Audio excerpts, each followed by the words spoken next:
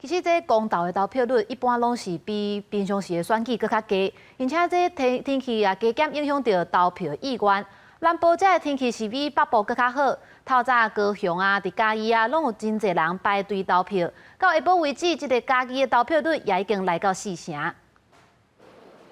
投票率高雄虽猛甲凉冷，毋过天气算袂歹。透早就来投票的民众搁爱排队。民进党划出高雄的目标是摕到全国上济公投无同意票。市长陈其迈看起来有信心。今天高雄阳光普照，气候暖和，我相信投票率应该会比北部来得高。